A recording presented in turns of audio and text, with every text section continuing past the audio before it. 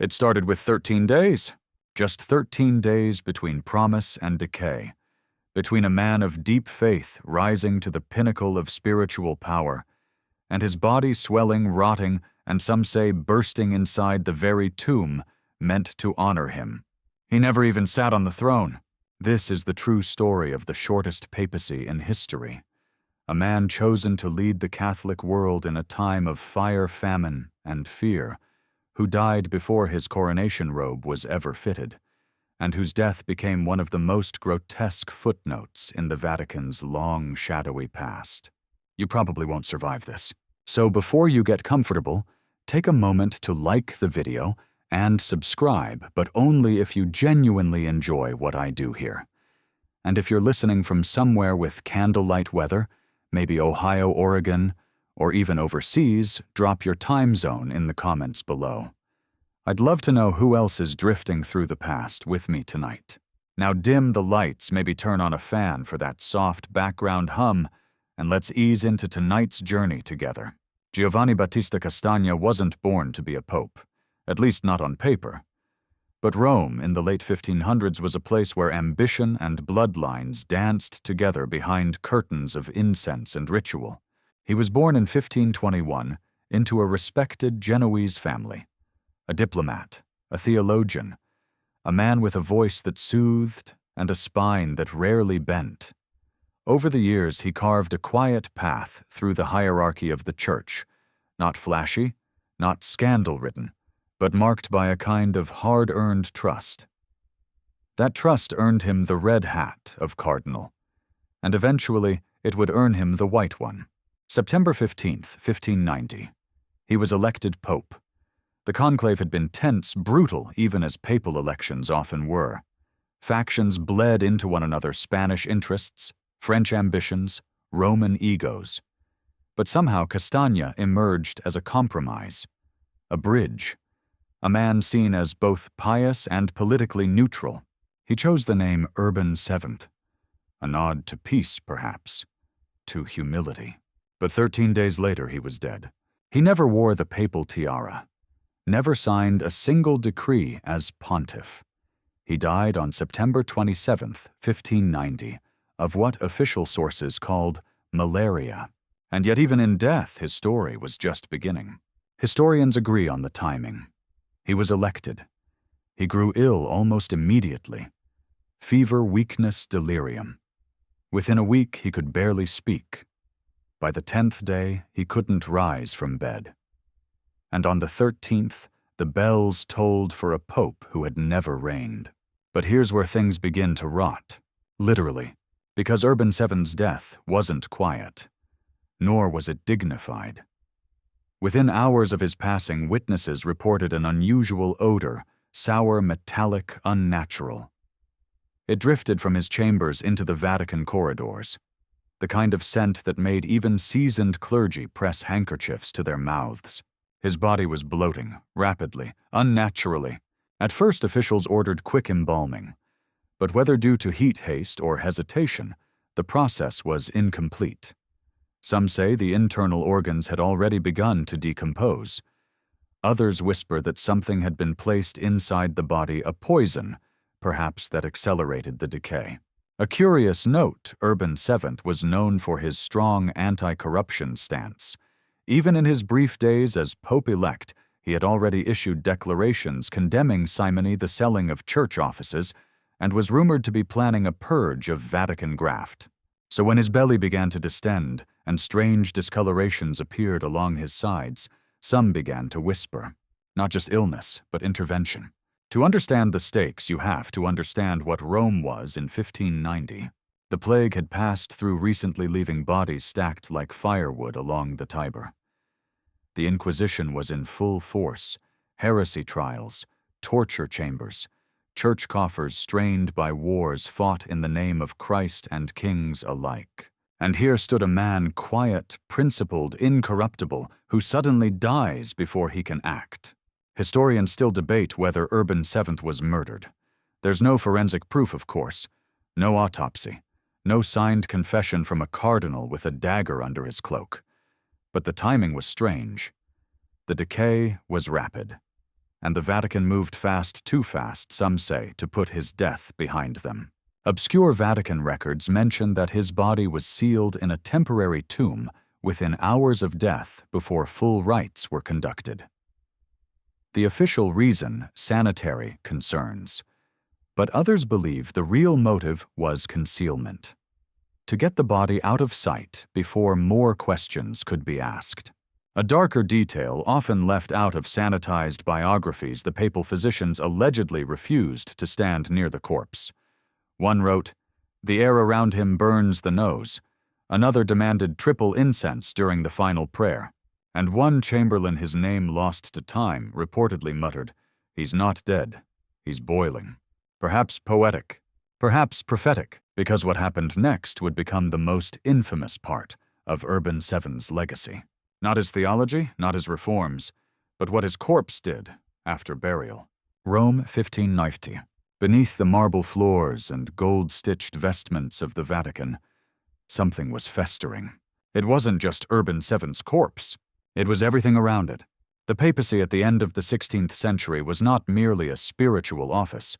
It was an empire, a kingdom of velvet and violence, of incense and espionage. The Pope wasn't just the vicar of Christ. He was a monarch, a landlord, a military patron, and above all, a prize. And like any prize worth having, people were willing to kill for it. Even before Urban VII's body was sealed inside its temporary tomb, rumors had begun to creep through the corridors that his death hadn't been natural, that the malaria diagnosis was a cover story, that poison, slow, scentless, and politically precise, had been delivered not by fate, but by hand. One cardinal whispered it to another. A servant overheard it from a priest. And soon the city, already swollen with superstition, held its breath. Urban had enemies. He always had. Even in life, Castagna had walked a narrow line between the powerful factions that carved up the Vatican, like a pie: the French cardinals, the Spanish loyalists, the Roman aristocracy. Each group had their candidate in the conclave, and none had truly wanted Urban. He was a compromise, but compromise in Rome was never safe. Historians still argue whether Urban VII's sudden illness was coincidence or consequence. Malaria was not uncommon in Rome, especially in warmer months when the mosquito-filled marshes outside the city festered. Even popes were not immune. But Urban's decline was rapid, uncharacteristically so. He fell ill within 48 hours of his election. Fevers, sweats, weakness, delirium. One obscure diary entry written by a Vatican apothecary noted that Urban seemed to wither from within, as if the soul had turned against the flesh. Poetic, yes, but perhaps more literal than it sounds. The Vatican by this point had a long and secretive relationship with poisons. Known as veneficium, the art of poisoning was whispered about among nobles and clergy alike. There were specialists, men who could brew substances that killed over weeks, even months. Others who favored quick, silent ends: no marks, no smell, just silence. In the Renaissance, power and poison were like parchment and ink. They belonged together. And there's this strange detail, a quirk that rarely shows up in modern biographies of Urban VII. He banned the sale of tobacco. One of his very first decrees, issued during his brief papacy, was a public ban on smoking in or near churches. At the time, snuff was growing in popularity, particularly among cardinals and court officials. Urban found it offensive. He believed it distracted from prayer. It may seem trivial, but in Rome nothing was trivial. That single act angered powerful merchants, noble patrons, and even members of the Curia. Could something so small have been the spark? Probably not, but maybe it was the final insult. Add to this the whispers that Urban planned to audit the Vatican treasury, that he was already drafting new laws to cut spending limit bribes and remove corrupt bishops. He never signed those laws. He never had the chance. By the 5th day of his papacy, he could no longer eat. By the 7th, he couldn't rise from bed. And by the 9th, the stench had begun. One servant, in a letter now held in the Vatican secret archives, described the Pope's room as thick with incense and fear. Priests entered with cloths wrapped over their faces. The physician, a man named Andrea della Croce, made no public statement. But he was later treated for a nervous affliction and refused to ever serve another pope. It wasn't just the sickness. It was what followed. After Urban died, his body was left unattended for several hours, unusual, even dangerous in a warm Roman autumn. Some say this was due to confusion, others because no one wanted to approach it. When embalming was finally attempted, the condition was already advanced. The stomach had distended. The tongue was black. The skin along the chest had begun to split. Now this may seem like standard decomposition, and it could be, but remember, Urban died inside the Vatican, the richest city-state in Europe, with access to every preservation method known at the time. And yet, his body was deteriorating as if time had been sped up. Here's where the whispers return, because in the Renaissance mind, the body was a reflection of the soul. To rot quickly was not just a sign of physical failure, it was considered evidence of corruption, or punishment. And so Urban's sudden decay became a second scandal. Not just a health failure, but a spiritual warning. His body was interred quickly. Too quickly, many said. The full funeral rites were postponed. His tomb was temporary, and deep within the Vatican walls the silence grew heavy. But here's the part most people forget. Just hours after Urban VII's death, a new conclave was already forming. The Church did not pause. It moved forward hungrily. The Spanish faction pushed their candidate, the French theirs. The wheels turned. And as Urban's tomb began to swell with gas and pressure, Rome turned its gaze to the future and tried very hard not to look back. That same week, a servant was seen scrubbing the floor outside Urban's private chamber with ash and vinegar, an old remedy for the smell of death. The stone beneath the papal bed was cracked. No one could explain how. Some said it was the weight of the bed. Others more dramatically suggested the stone had split when Urban's body swelled with such pressure that his stomach burst posthumously.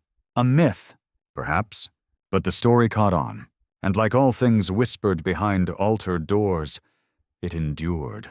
One last quirk. In a chapel not far from the site of his death, a candle was lit every year on September 27th, for decades long after Urban was forgotten by the world.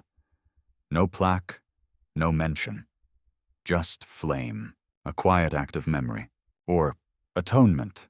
And maybe that's the real cause of decay. Not malaria, not poison, but something far more contagious. Urban VII stood against a system built on bribes, bloodlines, and quiet complicity. He tried to cleanse it, but the rot struck first. And it didn't just take his life. It made sure his death would speak louder than his laws. It may not have ended with his death. It may have only begun. It began with a sound, faint, wet, like something shifting beneath stone. No one wanted to go near the tomb. But by the second night after Pope Urban VII's burial, the odor had returned stronger, more pervasive, heavier than incense could cover. The temporary sepulchre had been sealed hastily. It wasn't meant to last.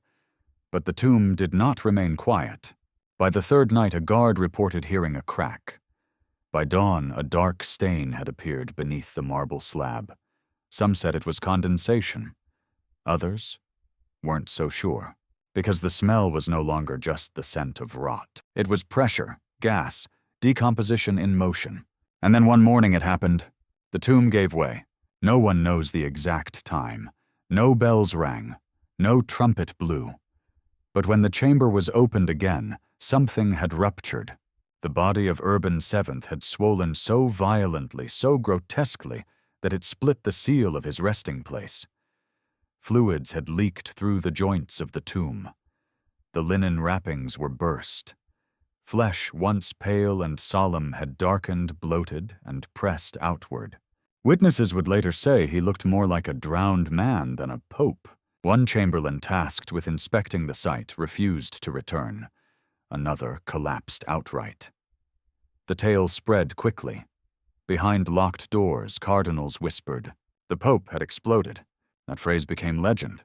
Whether literal or exaggerated, it did what truth rarely can. It stuck. and centuries later the bloating pope became a kind of macabre footnote in the long scroll of papal history. But there's more to it than gore, because if a pope's body could rupture beneath the weight of its own decay, what else in the church was ready to burst? Historians still argue over the event. Some say the tomb breach was natural, the result of bacterial fermentation and poor embalming. That under certain conditions, a sealed corpse will bloat with methane, causing internal pressure to build until the skin ruptures and fluids force their way out. And yes, biologically, that tracks, especially in a warm, poorly ventilated crypt with no airflow and rapid decomposition. But others point to more symbolic interpretations. They say the explosion, real or exaggerated, was seen by some as a divine rebuke, a rejection of corruption of conspiracy of the Church's worldly entanglements. One contemporary preacher described the incident as a judgment wrapped in cloth, a fascinating twist. One chronicler wrote that Urban's body had been interred with certain holy relics, which were later found partially destroyed, rotted, stained, their containers warped by the gases within the tomb. Coincidence, or a metaphor sealed in wax? Here's a curious, often forgotten detail. Urban VII's tomb was not his final resting place. After the rupture, church officials quietly moved the remains, what could be salvaged, to a different site. A small chapel deeper within Vatican walls where few ever venture.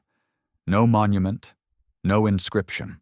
A pope erased by convenience. Visitors today can still find Urban's name in Vatican records, but no grand statue, no gold leaf epitaph, only a quiet listing in the archives. Compare this to other popes' men who ruled for years and are remembered with marble effigies, stained glass tributes, and trumpet-blasting ceremonies. Urban, he has silence, and yet he lingers. In Rome, whispers still surface. Some say that once a year a faint sulphurous scent rises from the chapel wall. Others say a crack in the marble never repaired still seeps dark residue in humid months. Of course these are just stories, but stories have a strange way of echoing in old stones. There's another angle rarely discussed. The Vatican tried to suppress the tale. In 1591, a year after Urban's death, a series of letters were quietly removed from the apostolic archive. They contained eyewitness accounts of the bloating, the rupture, the failed embalming. One clerk, whose job was to copy those letters, vanished from church employment records weeks later. Nothing proved, but nothing explained. It's as if the church wanted to cauterize the memory, to contain it like a leaking tomb. They failed. Even outside Rome, the tale spread. In France, satirists referenced le pape gonflé, the swollen pope, as a symbol of clerical excess. In England, Protestant pamphlets gleefully exaggerated the story, calling it a divine punishment for Rome's sins. Some claimed he had burst open during Mass. Others said his corpse bled ink.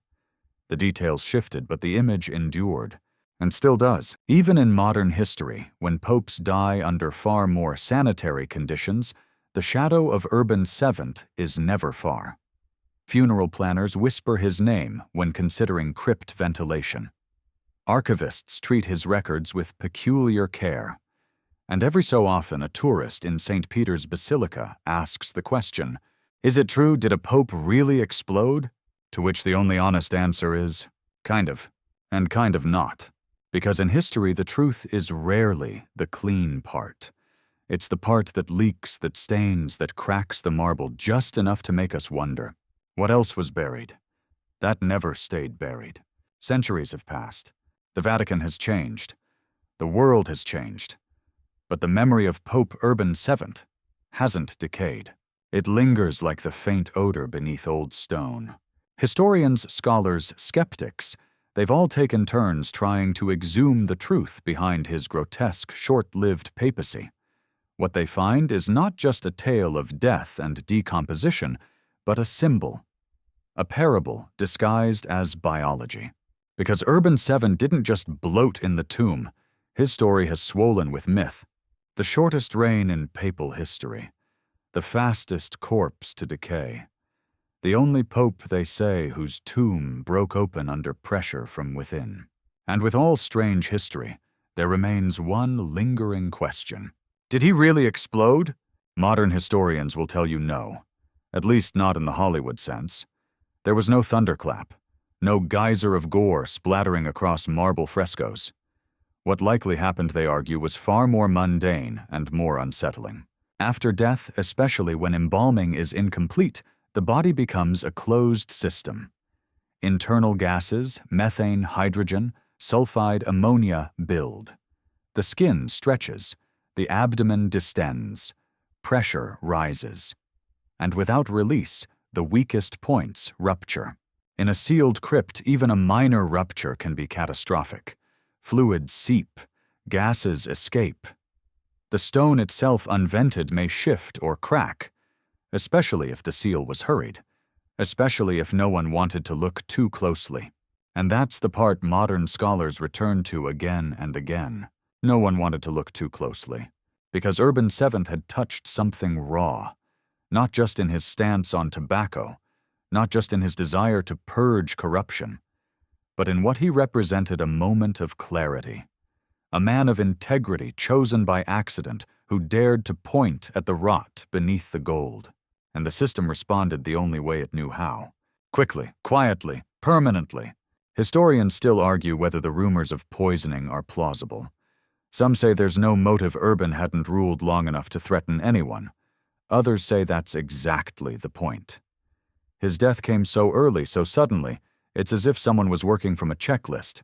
Before he could clean house, before he could speak. One lesser-known theory published in a 1970s Italian medical journal suggests that Urban may have had a rare metabolic disorder, one that caused rapid tissue breakdown after death. A natural explanation, perhaps, but one that arrived nearly 400 years too late to change the story. And let's be honest, the facts have never really competed with the folklore, because the image of a pope so full of pressure, political, spiritual, and literal, that his body burst from its tomb, that stays with you. It becomes allegory, and like all good allegories, it outgrows its source. You'll find echoes of Urban's story and fiction in satire, even in horror films. The exploding priest, the cursed crypt, the sacred body that won't stay sealed. But what if the real story is quieter? What if Urban VII didn't explode because of poison, or sin, or judgment, but because he was simply a man, a mortal body, trapped in a machine built to deny mortality? That's the final irony. The church he served spoke of eternity, of incorruptible flesh, of divine preservation. But in the end, it was his corruption, his physical failure, that told the truth. No robe, no ring, no doctrine could stop what was coming. He died human. He decayed human. And his final act, unintended, unrecorded in official doctrine, was to remind everyone in Rome that even the holiest must bloat, must split, must return to the earth with steam and silence. There's one more curious detail. In the Vatican's oldest vault, far beneath the Sistine Chapel, is a handwritten book. No title, no author, a simple ledger of papal deaths. The final line on Urban VII's page. Not a date, not a cause of death, just a phrase. Interitus sub pressura. Death under pressure. Historians debate its meaning. Was it literal? Was it metaphor? We'll never know. Because the truth, like the body, is sealed. But some things don't stay buried. And now, the candles flicker low. The tomb is closed again. But the image remains, doesn't it? The pressure building. The silence before the rupture. The lesson whispered in rot and stone. Not even the Pope escaped decay. And neither will we. So breathe deeply. Let the myths soften. Let the body rest. You've walked the halls of power and put your ear to the crypt. You've heard what lies beneath. And when you sleep tonight, if something creaks in the wall, if the air turns just a little warm, don't worry. It's probably not gas. End of script. Sweet dreams.